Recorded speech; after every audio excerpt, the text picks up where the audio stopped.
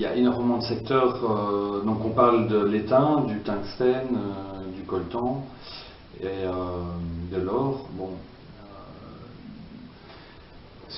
ça dépend évidemment des pays, mais bon, il y a beaucoup d'entreprises dans les secteurs, tout ce qui est télécommunications, automobile, on peut dire l'armement aussi, le secteur de l'armement, l'aéronautique. Bon, potentiellement, on va dire que de l'étain, pour prendre le cas de l'étain, il y a de l'étain dans quasiment tous les appareils électroniques ou même dans les boîtes de conserve alimentaires. Donc, il y a de l'étain dans ce type de produits-là également. Donc, c'est quasiment impossible en fait de lister tous les secteurs qui peuvent être concernés. Donc, nous, notre point de vue, c'est que pour impliquer les grandes entreprises commerciales quand même dans les efforts de transparence dans les chaînes d'approvisionnement, on voudrait se focaliser sur ces 2-3 grands secteurs qui peuvent avoir un effet de levier sur le marché, c'est-à-dire l'automobile, la bijouterie et les télécommunications. Eh bien, c'est tout simple, en fait, il y a déjà un standard international qui existe, qui est reconnu à la fois par les entreprises, par les États, puisqu'il il a été élaboré sous l'égide de l'OCDE.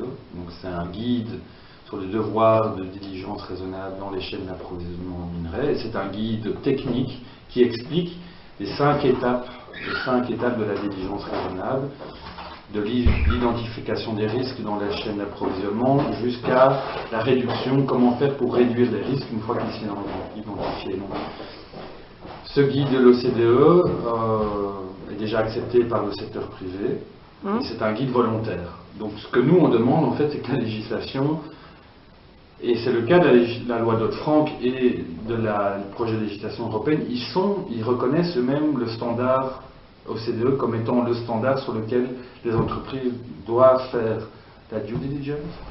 Et ce qu'on demande, c'est que la loi européenne rende obligatoire pour certaines entreprises l'application de ce guide.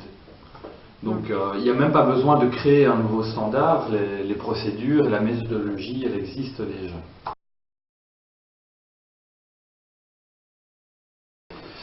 Bon, la réalité, pour le moment, parce que la réalité change régulièrement, bon, on va dire que l'essentiel du problème pour le moment se situe sur l'extraction de l'or. Les mines des 3T, donc étain, tungstène et coltan. Il y a eu quand même, les creuseurs ont quitté beaucoup de mines des 3T pour aller dans les mines d'or.